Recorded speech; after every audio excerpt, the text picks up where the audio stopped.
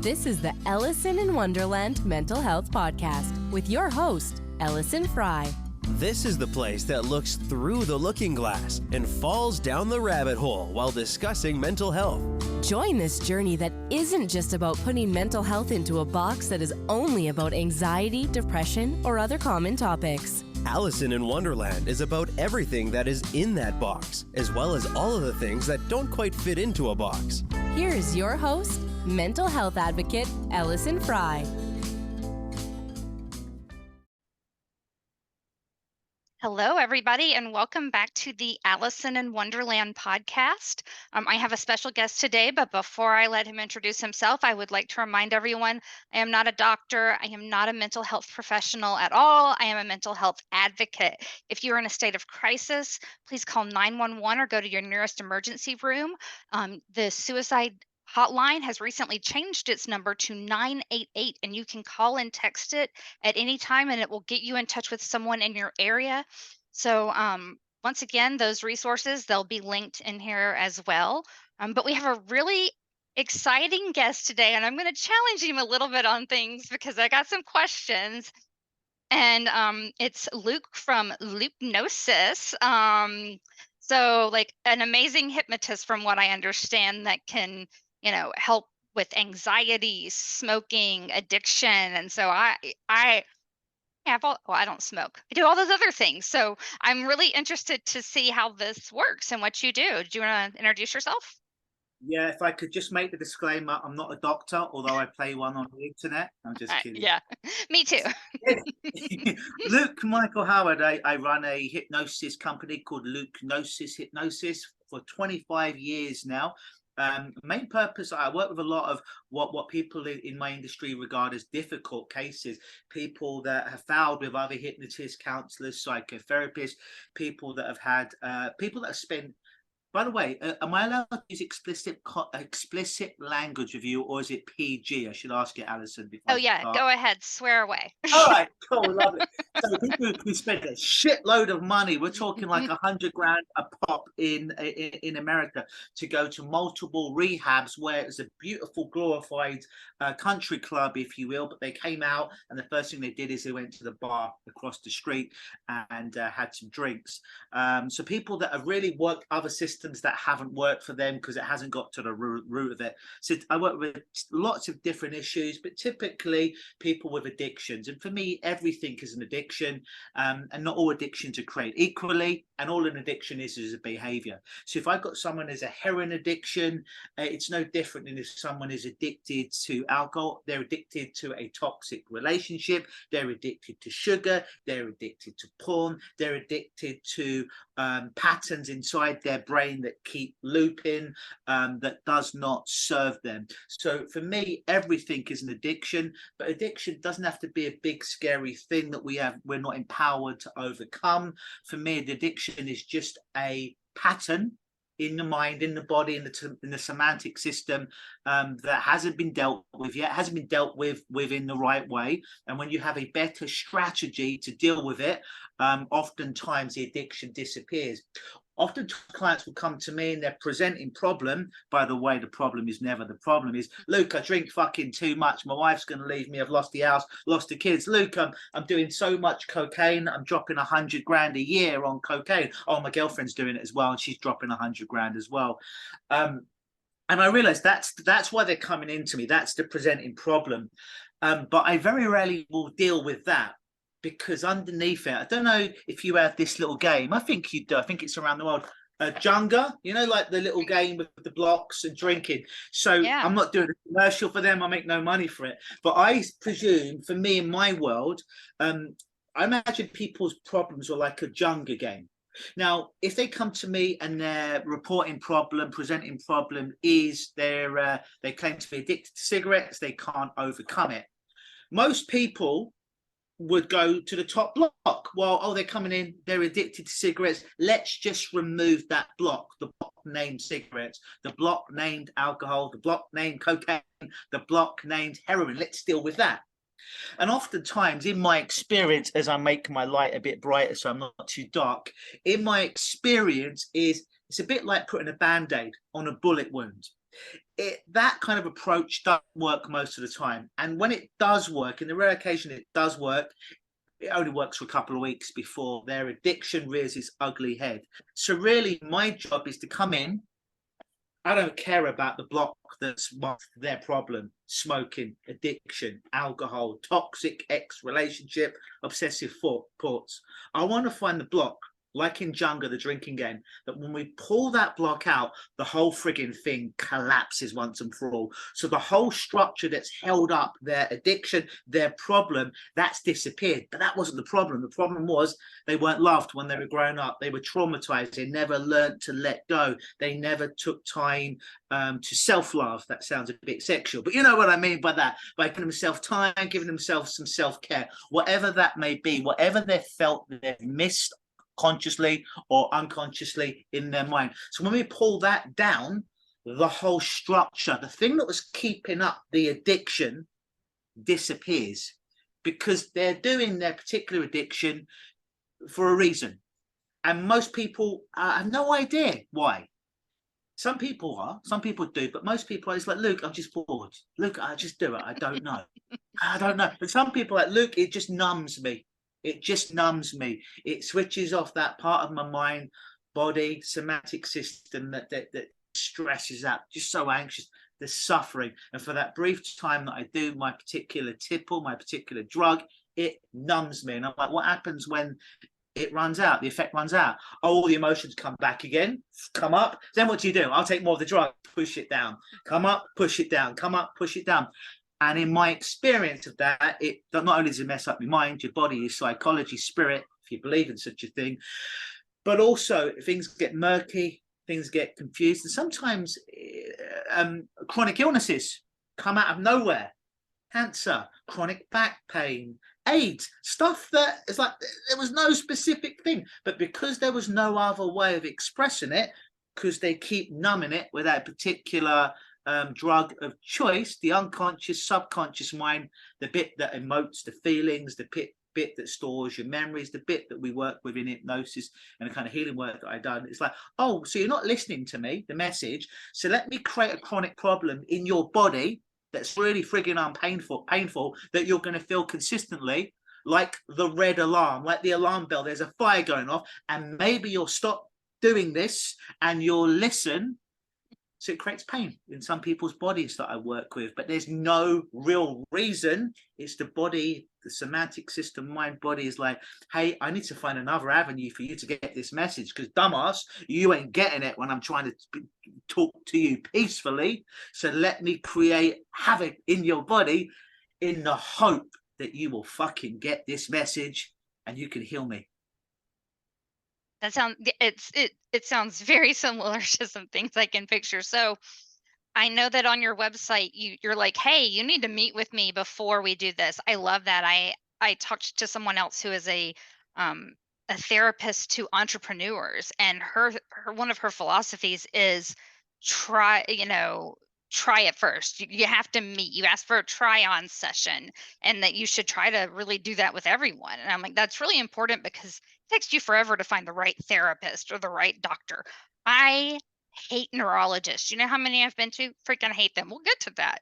But I do love that you have that. You're like, hey, we got to meet first and make sure that we mesh. And I feel like anybody that you're going to be connecting with on like that deep of a level, it is good to make sure you have a relationship. If you can't stand that person, it's like with you're like a therapist. Like if you can't stand to be in the room with them, you're not going to share with them.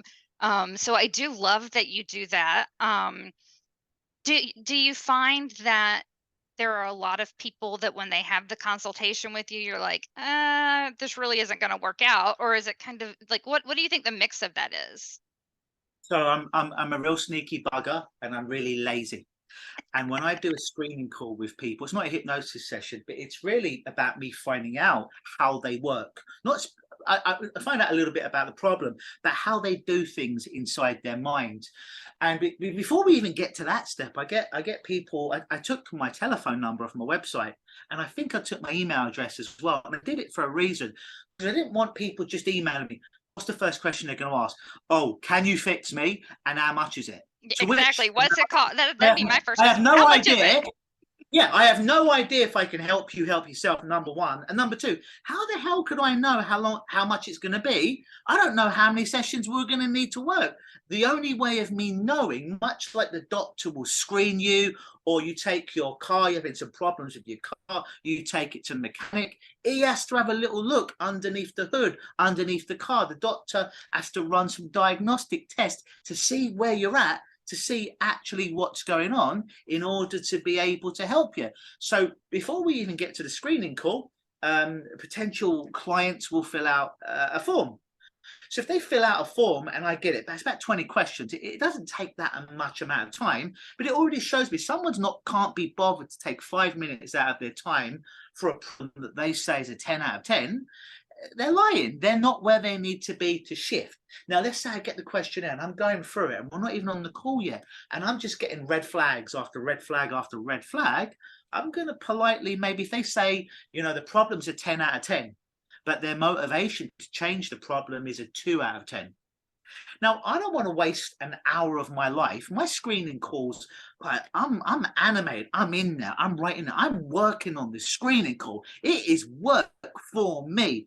So if I'm going to go into it and the person's not even ready, I don't want to waste my time. I'd rather be working with the person who's like, I'm ready. Look, I might not know what you do yet, even though you've got thousands of videos out of there. But right now I'm in a place where I am motivated. Might be a bit scared. Might not know exactly what you're going to do. Hopefully you're going to cover that in the call today. But I am ready to fucking do something right now. Because if I don't do something, I'm dead or my life is in the shitter. When someone comes in at that place, I'm like, great, so they're sufficiently motivated. But if I'm reading in the form, how long have you had this problem? 10 years. So why are you contacting me now, not 10 years ago? Well, I'm only really contacting you now because my wife told me I should do it, or they'll leave. That's what I was thinking. What Those kind twos, of it was motivation? because, their motivation Yeah. is somebody's nagging them. Exactly, and I know, I imagine that their partner is well-meaning, but in order to change, you have to change for yourself. Now, it could definitely benefit people you love and care about, and they can get the spoils of that. But your number one thing is you have to change for you. And if you aren't coming, number one reason for you, you're not taking ownership, you're doing it for someone else, this shit ain't going to work. It don't matter if you summon the planets and get Oprah, Dr. Phil, Tony Robbins, Jesus, Gandhi, and whoever down your round table, they ain't going to change it because you ain't ready. Let's see, Dolly Parton and Neil Patrick Harris. There you go. Get those people to help change you. Yeah. Fair enough. And Elvis and Johnny Cash. Yes. Just a conversation we had off air. If you are not ready, it does not matter. Nothing is going to change. So let's go through the questionnaire, and it looks good. I'm like, all right, I'm getting a feeling that they've answered in full sentences. They've invested. They want some help. Great. So we go on the call, and on the call, I'm just seeing not how hypnotizable anyone is, because everyone's hypnotizable. In order to be hypnotizable, you just need to be able to learn. And most people I've met know how to pedal a bike, or they've learned to speak a language, or a second language, or a third language. They've learned a martial art. They've learned how to drive a car. They have learned something that at some stage they did not know what to do. And that's all that hypnosis is. So the three things that I need is I need someone to, number one, want to change. They need to want to change. They need to want to change for themselves, not for anyone else. But as we said, it can benefit other people. And they have to be able to follow simple instructions. The number one most important thing of all that is, can you follow simple instructions? And I don't say this to sound condescending at all. A lot of people can't follow simple instructions. Simple instruction is, hey, so you're ready, we were halfway into the session, we're about to do hypnosis. Hey, you don't have to do this, but I'm just using you, Allison. Allison, just go ahead, close your eyes now. And then Allison just keeps her eyes open like this. I've had this, and I would sit back and I'd be like, maybe I spoke too fast. Maybe my English accent was too strong for my American friends. So I'll say again, and I'll give a bit of body language. Don't worry, you don't have to do this, Allison. So Allison, go ahead and just We're going to be like, Allison's going to be clucking like a chicken in a minute, right? Yes, absolutely. And singing like Dolly Parton. Oh, and I'll say, that would be a trick. And it's like this. all that tells me is they can't follow simple instructions. The instruction was just close your eyes. Yeah. I know it sounds simple, but there's so many people that overcomplicate the steps. We were talking before we went on air about the steps to come on your show, right? Yeah, And I there's certain- overcomplicated it because I wanted it to be perfect. You want it to be perfect. Yeah. But you know what? You've got your steps that are there. And just like you've got your steps before someone comes on your show, I have steps as well. And they're really clear. The first thing is, don't call, don't email me, fill out this form. It's going to take 5 minutes. Second thing, calendar. Choose a day, time that I'm available, you're available. Second thing. Third thing, show up for the call. That's it. You don't have to worry about anything else. It's free. You're not going to be hypnotized on the call. Just do those 3 things. That's all you have to do. And there's no money involved. Oh, Luke, before I book the screening call, can I just ask you? Well, no, we're going to cover all of that on the screening calls. Your screening call with me is not my first rodeo. I've done about 10,000 of them. So just follow the steps, and it's the easiest way that we can get on the phone and work on the problem at hand, which is causing you to suffer. But a lot of people want to, but just let me just ask that one thing before we officially start. Well, no, we're going to cover that on the screening call. Do these steps in the same way. It's those of us that are we're control freaks. You can't give in. Yeah, it's in the same way. You wouldn't go to your doctor's office. You're like, doctor, before you put the stethoscope on me, can I see your qualifications? Can I see the last 5 people you've worked in? Can I see my medical chart? Can I just test your blood ratio? Are you available next Friday? No, as a professional, you go in there to be a professional. If I'm hiring someone to fix my car, I don't know anything about cars. So I'm going to go in there like, here's the problem, and have a look. I'm not going to tell him how to do it. I'm paying him because he's the expert. I don't know nothing about law. Don't go into the lawyer and be like, hey, yeah, blah, blah, blah, blah, blah. No. This is the expert. This is why I've brought him in, because I don't have that particular skill set. So I trust the professional, and because I've done my research before and I'm pretty good at picking up vibe. So yeah, a lot of people will have control issues, which is interesting. They want control of everything, but the interesting thing is they have no control, because if they had control, they wouldn't be working with me or want to work with me. They would have controlled their issue. So the very fact they're trying to control the session, I'd be like, how's that control working for you? And they'd be like, not very well. Yeah, and like, I so think a lot of times you see when people like myself, when we like super control things, it's because there are other areas of our lives that we haven't been able to control. So we control all of the other areas. So super organized controlling, because when I have not had control in the past, I've been burned. So I can understand those people that, hey, my brain works that way. So when I get a client and I get a feeling I've got somebody like that, I'll just be like, control is really important to you, isn't it? Like, how do you know? I thought you were a hypnotist, not a psychic. And they give me advice. So I'll be like, are you up for a little experiment? And they'll be like, well, sure. Is it going to cost me any more money? No. Is it fat? No. Oh, okay. All right. Am I going to be fully clothed? Yes, you're going to be fully clothed. You're going to make me clothed. No, I'm not. It's just going to take about 30 to 60 seconds. All right. They're like, all right. And what, I won't do it with you, but your listeners might want to do it. I'll say to my client, control. They're really into control. Be like, control is really important. They're trying to control the session. They're trying to control their life. It's not working so well. So I'll say to them, all right, here's the instruction. For the next minute, I want you to clear your mind of anything. Just don't think of anything. You're in a safe environment. You're inside. We're doing it over Zoom. You can close your eyes. You can be safe. You're on your nice comfy couch. So just for 1 minute, don't think of anything. Just have a control your mind. Just to clear mind, because there are very little distractions. So I'll set the timer, they'll close their eyes, and I have mercy on them. After 30 seconds, I stop the experiment and I say, hey, how many thoughts did you have? And they're like, oh shit, Luke, I lost count. I'm like, do you see? You don't control shit, but neither do I. All control is an illusion. You don't control it, at least not this part of it. Your cognitive, conscious, intellectual mind that likes to think it's so important ain't controlling shit. The bit that is controlling it is your unconscious, your subconscious, your monkey mind. It's the bit that stores all your memories. It's the bit that's beating your heart.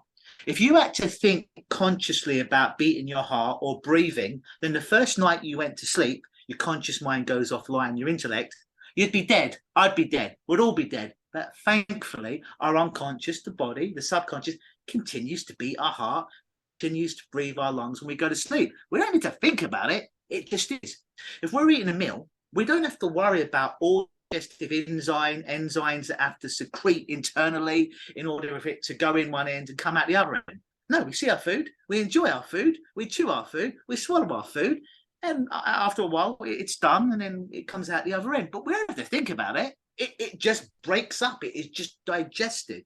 And if your body can do that, and if your body can allow you to sleep every night and wake up every day, if your body can allow you to digest every meal you've ever had and you're still alive now, I'm pretty sure it can just allow you to have more control and peace in your life, because that's the part that's doing the work. But the reason why about 90% of the time, statistically, counseling psychotherapy doesn't work is it's all conscious mind. It's all like intellectual masturbation, I call it. Well, I understand, Luke. I understand my problem now. I've been to this many clients and this famous psychiatrist and psychologist. I understand why I've got this label. To which I say, do you still have the problem? Well, yeah, but I understand it. I'm like, I don't care if you understand why or why not you have the problem. After we work together, my ultimate goal for you is you don't have the problem. Insight is okay, and it's useful about 10% of the time, but most people I meet are not dumb. Most people I work with are not dumb. Most people that I work with know why they've got the problem, yet they still have the fucking problem because no one showed them how to let it go easily and effortlessly. And I'm like, if you want to have insight, go to a counselor, 4 years, psychotherapist, nothing against them. I'm in the business of rapidly coming in like a cold-hearted surgeon, with your permission, and fucking cutting out that tumor or trauma from you. And then when it's done, it's done. I don't see someone on an ongoing basis for years and years and years. I come in with their permission, like the surgeon, do the work. And typically, I don't see a client for more than about 3 sessions most of the time, because it's done. The surgery, if a surgery is done well, you don't have to keep having the same surgery. For real. Hey, my husband's had 3 sinus surgeries, and guess what? He needs another one. Something. I tell you what. So same surgeon or different surgeons? Different Okay. throughout his life. Yeah. So Okay. So I about 6 years ago I was seeing a mindfulness coach, and she was at wit's end with me because I suck at mindfulness. I am so bad at turning off my brain. She'd send me to restorative yoga, and I'll be laying there breathing like, oh my God, I've got all this other crap I could be doing and not this. And so she sent me to a hypnotist, and he was like, he was like, sorry, peace out. This is not working. But I get that. Like I do, like, because I am that person that's just like, no. But so it was just funny that I kind of got fired by the mindfulness coach and the hypnotist. And I was like, I believe in hypnosis. I was like, I'm super fine with this, but like it just, I cannot turn my brain off. It's just, and it doesn't go to sleep on its own. It requires a lot of medication for it. Well, it's good that your mind doesn't get switched off. If your mind switched off, you'd be dead. So that's a good thing. Even when these yogis are 20 years in a mountain retreat somewhere with no other contact, and they're on their vegan diets every day, and they're doing the 12 hours of meditation a day, they still have thoughts because they're alive. Now they have more of a flexibility where a thought they're focusing on their breathing sensation. A thought comes in, they see the thought, and rather like the most of us, it's our meditation time. Then suddenly we're all ready to meditate, and then suddenly a thought comes in or a memory, and we start like a typewriter. Remember the old typewriters? It starts to go off and off and off, and then eventually an hour's gone. And of that hour that you're supposed to be meditating, maybe you meditated 30 seconds. Right? And you have to put it back. What those people get really good at is the same distractions that you or I get or anyone gets, they come in because it's called being alive, a human. All the same thoughts bubble to the surface, but instead of getting pulled out over and over, they just catch it quicker. So before the typewriter goes off the edge, they grab it, mind gets focused, breath, whatever their particular meditation is. Breathe in, focusing on breath, sensation. Memory goes, the mind goes off to what am I going to have to do tonight? They grab it, bring it back. Right, boom. They could just grab it really quickly, rather than you or I potentially or someone else. It's an hour, we just wasted a whole frigging hour of our time worrying instead of meditating. They just same thing comes up, and then they just bring it back. It's just like going to the gym. You wouldn't go to the gym and bicep curl 50 pounds if you've never ever bicep curled before. You would seriously regret it. Yeah. So you might go in, you might lift 2 pounds, 5 pounds, and instead of doing 20 reps, you might do 5, and that's good enough today. And then tomorrow you might come in and you might do 6. That's good enough for tomorrow. And then after you've done a couple of weeks of that, maybe you go from 2 pounds to 3 pounds. But you can train that while still in your mind, but you're always going to have thoughts, and that's a good thing. The only way to stop that is to die, and I would recommend against that. Yeah. And stay alive as long as you can. It's so funny. I always joke about the people, like the professionals in my life that have fired me. I got fired from my voice teacher because she was like, "You're hopeless." I got fired from the mindfulness coach. I got fired from the hypnotist. I only saw him once. But I do think it's really funny. But what I do think is really interesting is the reason, you talk about it. It's not a addiction, it's a habit. So when I did go to the hypnotist, it was because I do struggle with disordered eating. So I just eat compulsively. Now, I still have those habits, but I've turned it into I eat sugar-free popsicles and stuff like that. So I haven't stopped it. I've just kind of redirected it, but that is why I went. So and I understand the issues, but that's why I had gone. And so that's what I found really interesting. And then also I suffer with what they call chronic headache with migraine tendency. Do you know what that means? It means I have a headache every single day. And it sucks. And I won't take narcotics for it because there were addiction issues with people in my family. And when this first started, I had little bitty kids and a husband that traveled. I was like, if the house catches on fire, I gotta yank these kids out of the bed. I can't be on drugs. And now I'm just like, hey, it's been 20 years. Might as well just not take them.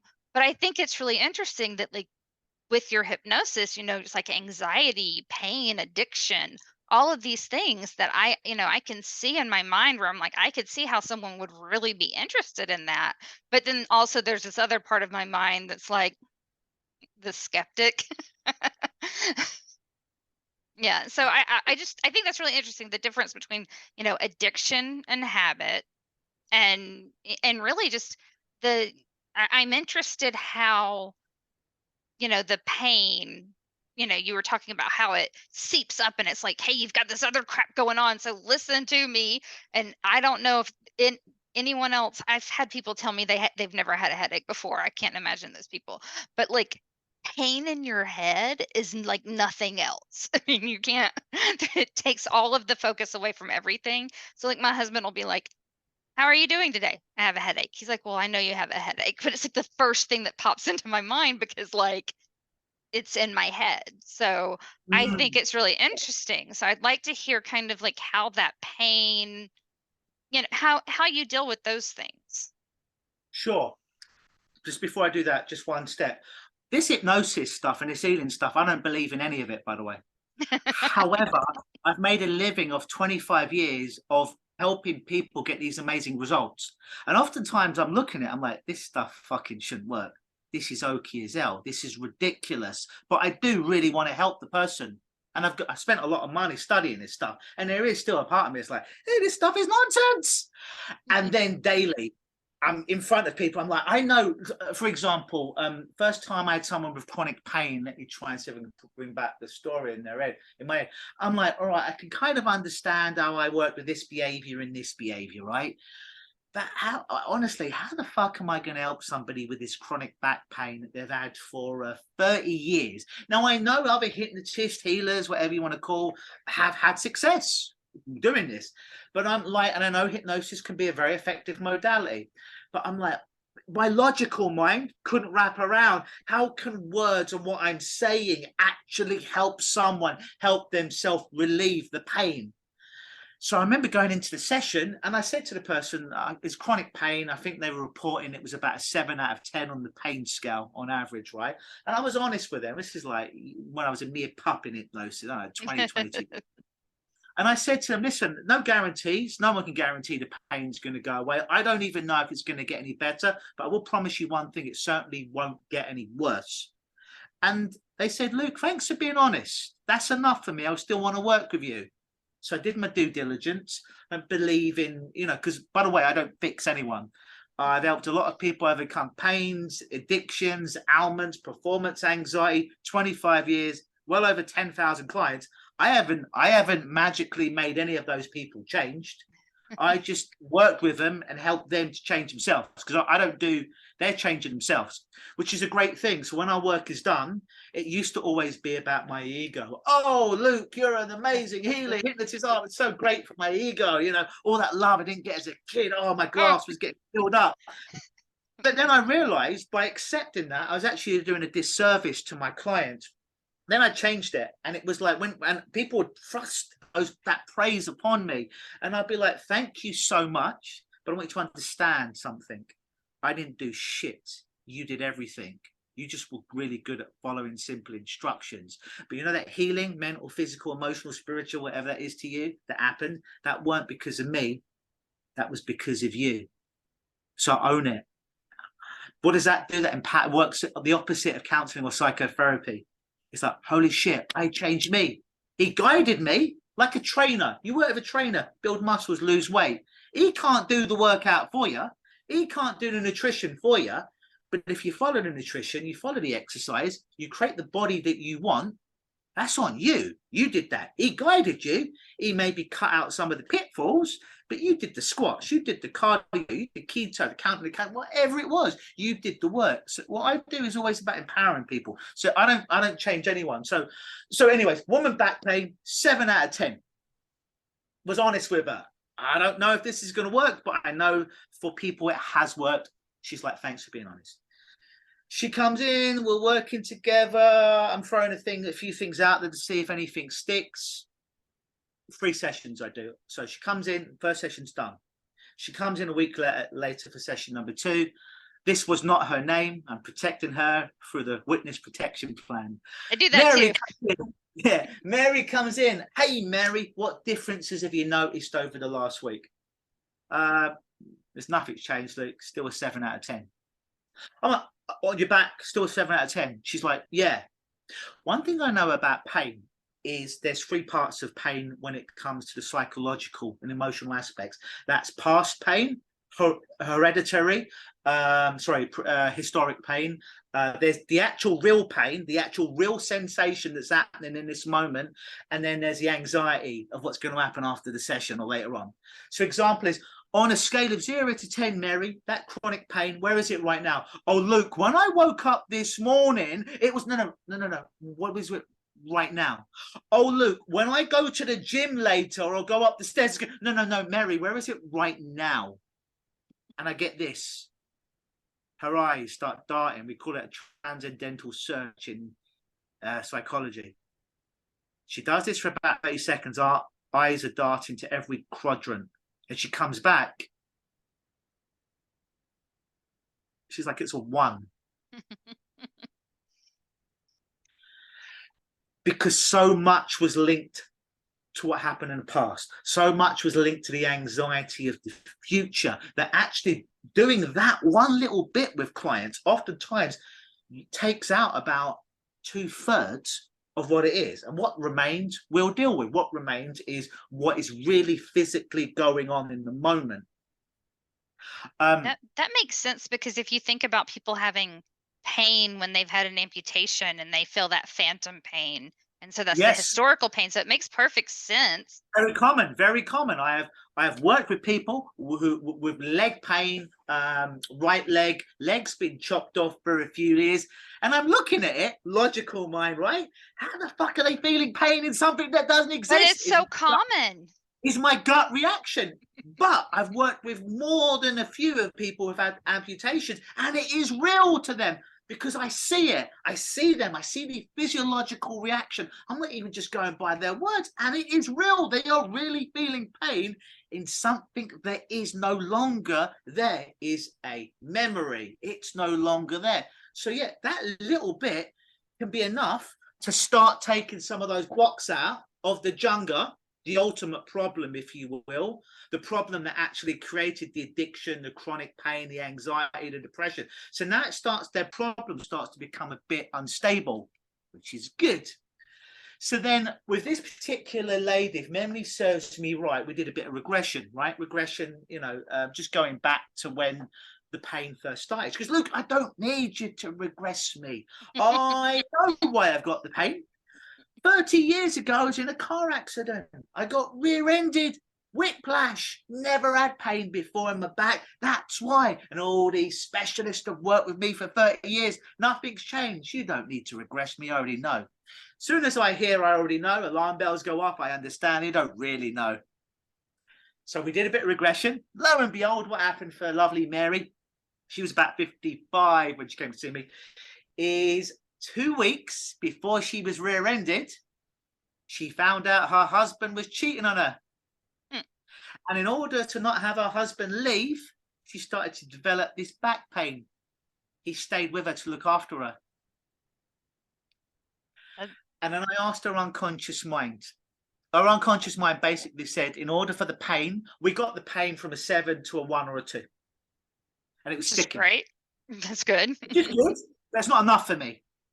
Not enough for me. For most people, it's not. I take this stuff really seriously, right? It's like I feel like I'm a fighter. We're talking about MMA at the beginning, and if I know I can actually not win on the scorecard, but I can win by a submission or a knockout, that's glory. Not just for me, but for them. I want to do a nice, clean job. So I'm speaking with her unconscious or subconscious. She's out like this. And it said to me, I asked, what do we need to, what do you need to do? What do we need to do in order for Mary to let go of this once and for all? And it says she needs to forgive her husband. I'm like, okay, great. Brought her out of trance. Hey, Mary, do you remember? How much of that do you remember? She's like, yeah. She's like, yeah, I forgot about my husband cheating on me. And I certainly forgot it was 2 weeks before the accident. I'm like, okay, do you remember what your unconscious said about how to heal you? And she's like, no, remind me. Well, I didn't say it. It said that you need to with your husband. Are you willing to do that? Because she chose to be with him a subsequent 30 years after, right? So she's still with him. And she said, no. To which I said, you do understand that forgiveness doesn't make it right if someone wrongs you. And you've already decided to be with him another 30 years. So forgiveness doesn't mean, hey, you cheated on me, you wronged me, you get to do it again. No, it's just about that rucksack of rocks you've been carrying around the suffering for years. It's about you putting it down so you don't have to carry that burden. It isn't making it right for them. It's about making it right for you. Yeah. So knowing that, are you willing to forgive your husband? No. Mary, you understand? I've got her on the ropes. Right? I'm loving her. This is hilarious. I feel like I'm seeing victory. I'm like, I got to hit her with everything. This is like 20 years ago. I said, Mary, what was I going to say? Forgiveness. I'm like, you don't even have to tell your husband about this. It's not that you have to go up to him and say, I forgive you. All you need to do is forgive the part of your husband that you carry inside. You never have to do this actually out loud. He doesn't have to know. He doesn't have to know. It's an inside job. Knowing that now, Mary, are you willing to forgive him in order for you to be completely pain-free for good? She said no. I said, Mary, I respect your decision, but you do understand that you choosing not to do this does mean that you most likely are going to be keeping a percentage of pain in your back. She goes, look, I fully understand. Thank you for your work. this is enough for me. She knew. She just couldn't do it, and it wasn't about him. It was about her. Yeah, that's I mean, I can see that. And then even when you're talking about the anxiety of future pain, I do that. I will go out of my way to not get a headache. So I will not go hiking because my heart rate will get too high and I'll get a headache. So it does make sense that like it's the before, like what used to happen and what your anxiety, if you could just think about the right now, that makes perfect sense. So I definitely get that with the pain. That makes sense. And in my mind, I don't think I would have understood the correlation if I hadn't been able to like picture that phantom limb pain. That I've also seen people who have had, their leg amputated have that same pain. So like it's not like just something you see on TV where they're like, oh, my leg hurt. No, it's a real thing. Yeah, it's intense. Absolutely. It's interesting because you were like, I don't believe this stuff, but it works. It almost seems to me like it's really just a whole different way of doing therapy because you're having them do the work. So people think hypnosis and they're like, oh, Vegas people clucking like a chicken doing, you know what I mean? Like they think of this cheesy TV, propaganda version of it.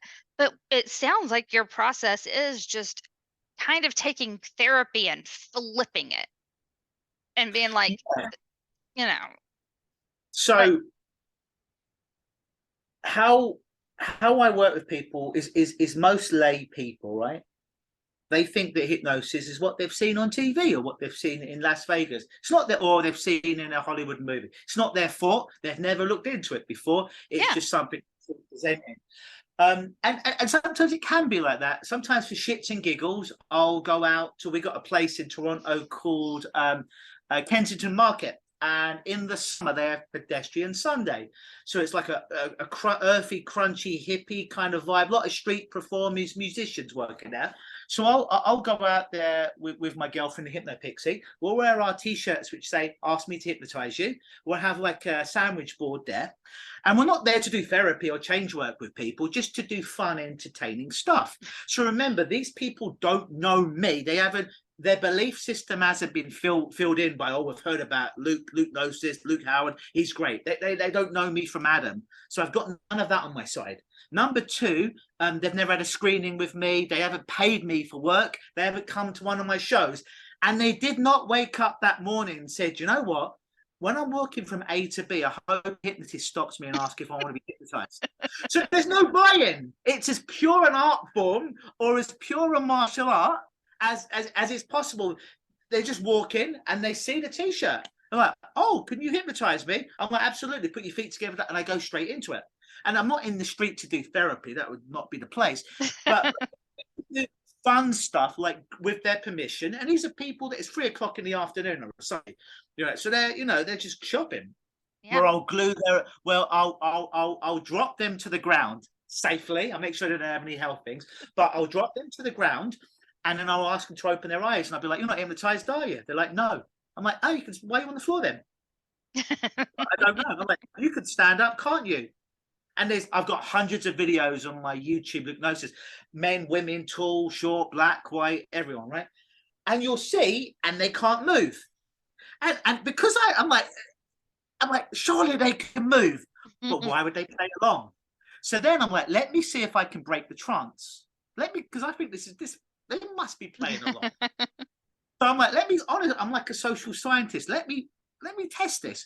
So then I pull out $10. If you can move, touch is $10, you can keep it. They can't move. $20, $30, $40. I got up to $1,030, an iPhone 11 when it was new, and my girlfriend's Tiffany ring. Oh my goodness. Oh, and that's right in front of them. I'm like, all you got to do is, you're not really hypnotized, are you? They're like, no, all you got to do is stand up. And when you touch this, it's all yours. Not one person ever, men, women, tall, short, white, black, gay, straight, not one person has ever. I'm like, there must be something to this, because this is not even a belief.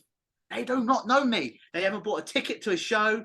They don't know. They haven't gone on my website. They didn't know this was going to happen. But I do that stuff because I want to show people how powerful their mind is. So if they can be glued to the ground by a complete stranger with words, then maybe if they come to see me, we can glue in that New Year's resolution of eating in a way that's supportive for them in achieving the kind of weight they want to lose. Sometimes I'll just stick people's eyelids together and I'll be like, and you're not hypnotized, are you? I'm not hypnotized at all, Luke. Why are your eyes closed? Are they? Yeah, I'm like, try and open your eyes, find you can't. And I see this. I'm like, really try it. And I do that, not to impress them, but to impress upon them. If you can take something involuntary, like gluing your eyes shut with just words, then what else can you close the lid on in your life? Past relationships, past addictions. If you can create that in your own body, and I'm not creating it, they're doing it, then what else can you put the lid on? What else can you close? What else can you signal off? Sometimes I'll invisible myself in front of someone, and I'll go in front of someone and I'm like this, and their eyes are just like this, and I'll move around and I'm looking to see sneakily if their eyes move when I'm moving around and they're just trying to be nice. Why do I do that? Not to humiliate anyone. I do that because if you can invisible me, someone real who's standing in front of you doing all this business and your eyes aren't moving because you honestly can't see, then maybe you can invisible that limitation that you've had your whole life that says I'm not good enough, that's been in front of you. And maybe you cannot see that anymore. So I do all these little fun things, not for entertaining and for clicks on YouTube, but always to direct someone's mind. If you can do this, what else can you do to make your life fucking amazing? Because this is how powerful you are. That's I'm gonna have to go look that up on YouTube and put the links go into there because they're great. Hypnosis, street hypnosis. I think there's 200 videos. Check it out. So I do have one question that I thought of when you were talking about you did the regression and helped the woman remember that her husband had cheated on her. Now in the 90s there was like this whole like regressive therapy hypnosis thing that they were trying to find, like all of these sex cults, and there was just like all of these children that were accusing people of molesting them and all this stuff, and it was just like this insane thing. And I for some reason I feel like regressive like memories was kind of what they were talking about with that. So how do you and they were talking about how really what happened was that they were putting memories into kids' heads, and not only did it destroy the lives of the people that were put in prison like based on this, but they gave that child trauma. Like they gave them the trauma of being abused when they never had been. So so how do you make sure that like they're leading you to the right place and that they're not? I don't even know how to really word it. I'm just curious because I just know that whole craze in the 90s and it was just like So what you're talking about is false memory syndrome. And here's a point to understand. It wasn't hypnotists that were working with these people. It was therapists. It was psychiatrists and psychologists. The average psychologist, psychiatrist, the last time I checked, when they go to school to study psychiatry, psychology, last time I checked, they do less than 2 weeks of their 4-year degree, 2 years masters, less than 2 weeks on hypnosis. So it's important to understand that there is lots of books about false memory syndrome. Mid-80s, kids would go to the psychiatrist, psychologist, and they'd come out and suddenly they found out their parents were abusing them and they never knew. Most of these cases, if not all of them, were proved to be false. So number one, like any field, there's good hypnotists, bad hypnotists, good psychiatrists, bad psychiatrists, good mechanics, bad Do your research. Yeah, exactly.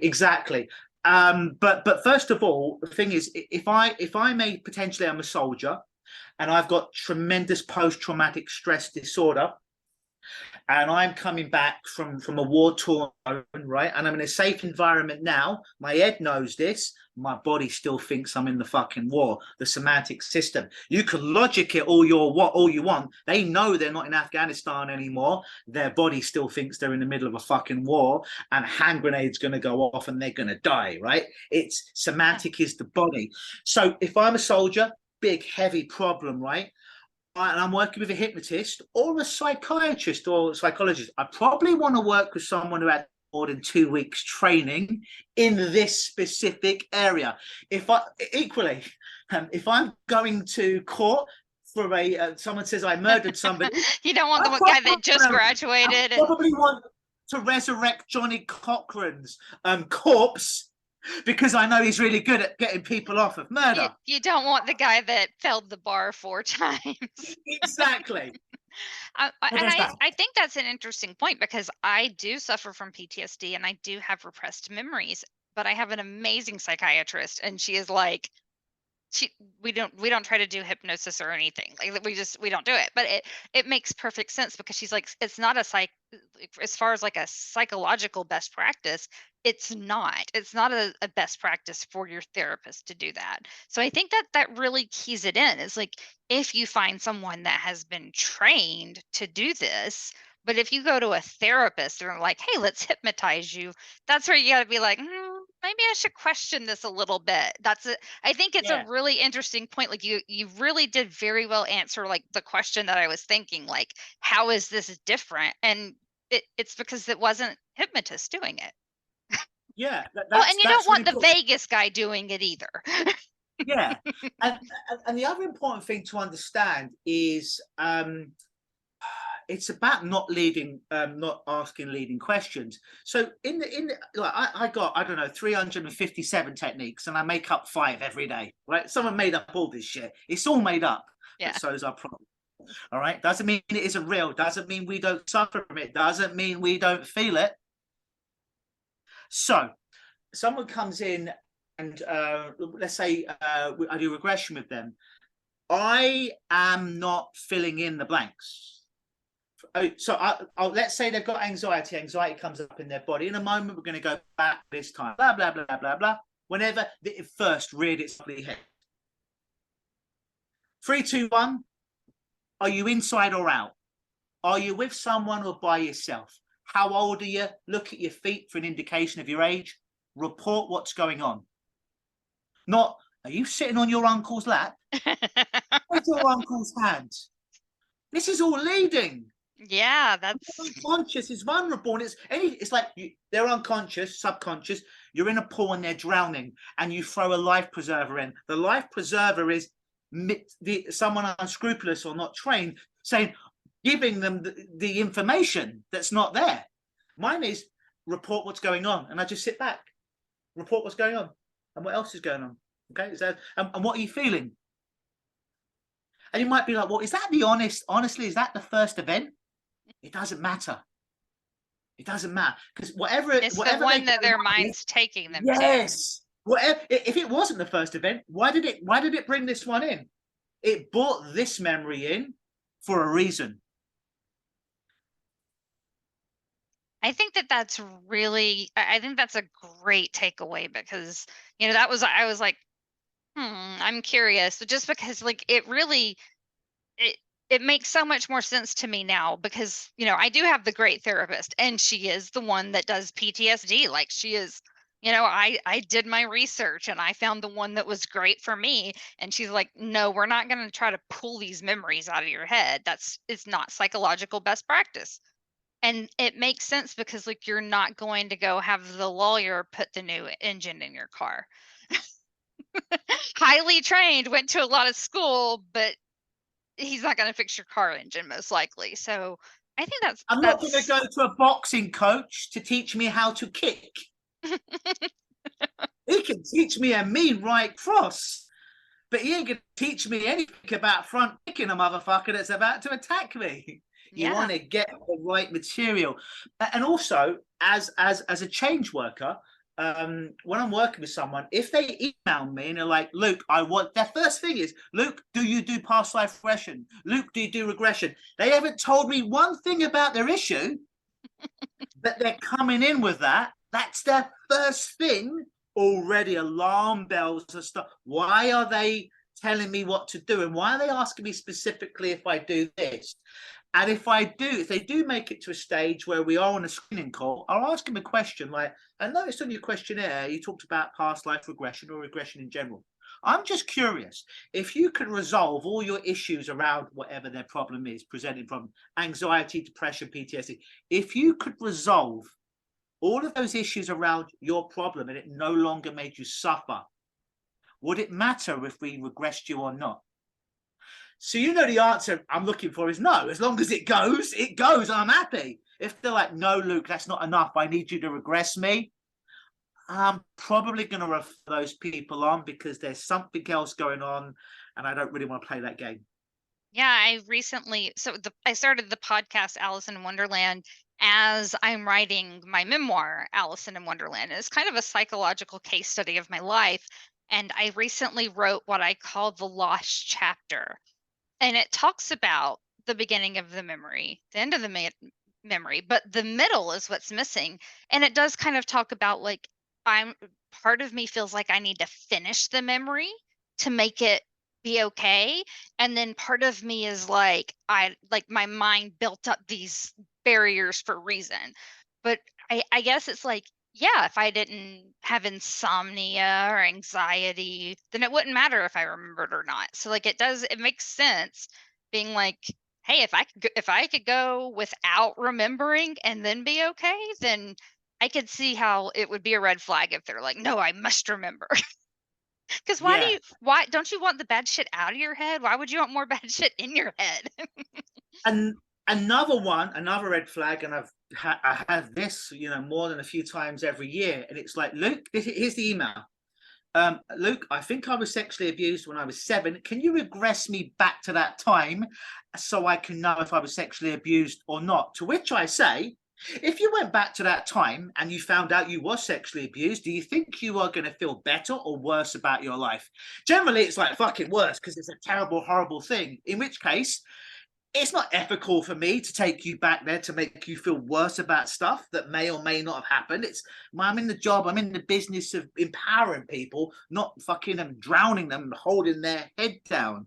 Yeah, I mean, absolutely. I think you've really won me over because, I was like, how do I feel about it? Like, I didn't even know how I felt about it coming into the call because I loved your video about, hey, you got to meet with me and you have like this great dynamic and this great energy. But then at the same time, I'm like, I'm skeptical, like I'm curious, but you have logical answers to all of the questions that you would think kind of have holes where people are like, hypnosis? Like, really? But you really understand what you're doing. And in my mind, it is kind of like a whole different way of doing therapy. You're not putting thoughts into people's head. You're a professional, you've trained. How many, like you said, you've been doing this for what, like 25 years now? The last time I counted, so I call myself, that's because most lay people have a box to put hypnosis in. If I said everything else that I did, it would be too much. But if I look at pure hypnosis, I think last count 32 certificates. If I look at healing as an art or change work, I think we're up to 60. I used to collect certificates. I used to always be about the prestige. Then I realized I was the only one. Me and other hypnotists were the only ones that got off on the certificates. I think in 25 years, I had 3 clients in 25 years asked about certificates. So I emailed them the whole list of everything. They're like, okay, you're good. Most people don't give a fuck as long as they can be helped. Like, look, I don't give a fuck if you use shamanistic huna, timeline therapy, CBT, hypnosis, some other weird shit I've never heard of. Just help me out. Do some LCD. Yeah, do some like acid trials. No big deal. Well, I think that makes sense. Also, like in my mind, like whenever I talk to people and they're like 20 years out from college, and when they introduce themselves, the very first thing they do is tell you where they went to college and what they studied. It's like, is this really like the most important thing about you 20 years later? Because it's just very strange. Yeah. Um, I'll do like expos, right? And I'll do a talk at an expo, like an earthy, crunchy expo. a whole granola. life expo. Yeah, exactly. I'll have a booth there, right? And the booth is, publicizing hypnosis. I won't do therapy there because it's not the right environment, but I'll Right. do some fun stuff to like sticking their hand to the table, sticking their right, just to show them how powerful, as I mentioned earlier, we call it hypnotic phenomenon, right? But people will come up to me like, "Oh, Luke, you're a hypnotist. How does that work?" To which most hypnotists would go on a long soliloquy of about 45 minutes that would bore the fuck out of someone. So my answer is, I could talk about it for 45 minutes and bore the shit out of you, or we could just do it and I could show you. What would you prefer? So you can show me right here in front of these 10,000 people that are going around? Yeah. Because hypnosis is an experimental learning. It's not mental masturbation. You're reading a book. I've been doing it 25 years. I was voted the #1 hypnotist in Toronto 2019. I still have no fucking idea how it works. It just works. I have this thing called a cell phone. If I text my girlfriend now, I know that the words on the screen will get to her. She's on vacation in Cuba right now. I have no fucking idea How that works. Just to Cuba, but I just know that it works. So for me, hypnosis and what I do is the same. I don't know how the sausage is made. I just know I enjoy the sausage. exactly. I don't need someone I explaining. don't want to know. I don't want to know how the sausage You is don't want made. to know how the sausage. Terrible stuff. Bad. No. No. Yeah, that's all really great. So, I want to be respectful of your time. Is there anything that you wanted to go over that I maybe derailed us? Because I do that sometimes. I'll derail the conversation. No, I think you did an exemplary job. If anyone is interested in healing something, whether that be an addiction, whether that be a particular behaviour or a chronic pain or something like that, and they've tried other avenues and that hasn't worked, perhaps you've even tried other hypnotists and it hasn't worked for you for whatever reason, then you go over to my website, lukenosis.com, Luke like me, Luke nosis.com, and book on the screening call. It's free. We have a chat for after I review your application for about an hour over the phone. I can find out no obligation, find out a little bit more about you, where you're at, tell you a little bit about how specifically I think I can help you help yourself, and then we go from there. If you just want to find out more about me in general or be entertained, go over to my YouTube. Yeah, and if you want to watch me doing some fun stuff for shits and giggles, just in Vegas as well, just go on to the Street Hypnosis, Luke Gnosis, and then one of the playlists will be Street Hypnosis. Click on it, you'll see me hypnotizing people on the street and having some fun with them as well. So, Cool, and I'll make sure that all of those are linked everywhere. So thank you so much for joining the podcast. I know it's super new. I've got 2 episodes published. So I really appreciate you coming on. And then I will make sure everybody gets all of the information. Thank you so much. Thank you so much, Allison. Appreciate it. Thanks for listening. If you enjoyed this episode and you'd like to help support the podcast, please share it with others, post about it on social media, or leave a rating and review. Also, remember, this show does not contain medical advice that you should follow without speaking to your doctor. If you or someone you know is in crisis, call 911 or go to the nearest emergency room. You can call or text the Suicide and Crisis Lifeline at 988.